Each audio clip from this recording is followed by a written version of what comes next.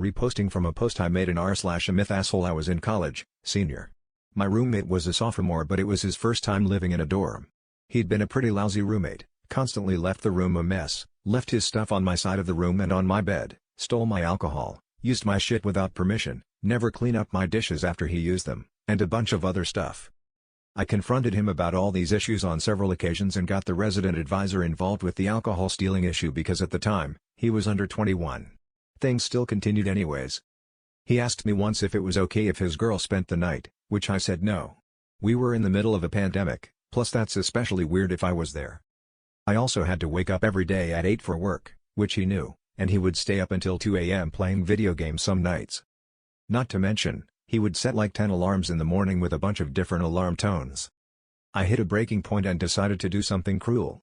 Every morning when I woke up, I'd observe his alarm pattern and how he'd respond. He had several alarms that he'd ignore, all with the same sound. He had a couple half-hour alarms that had a unique sound, also ignored, and then the final alarm had its own sound too. All of them were default iPhone sounds. So his brain had been trained to this alarm pattern for a while, I'd assumed. So I started step 1 of the punishment, set up a sequence of alarms on my phone, identical to his sequence, but an hour early.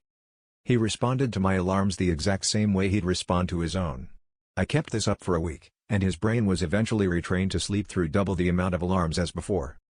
Then, phase 2 kicked in, random inconsistencies in my alarm pattern.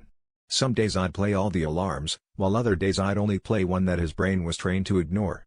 That way, his brain expects to sleep through like 20 alarms and only ever hears 11. He slept through his alarm at least 4 times in 2 weeks.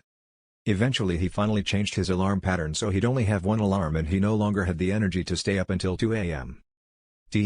Dr. I psychologically tortured my roommate by throwing off how his brain responds to his alarm clock because he was stealing booze and was a shitty roommate.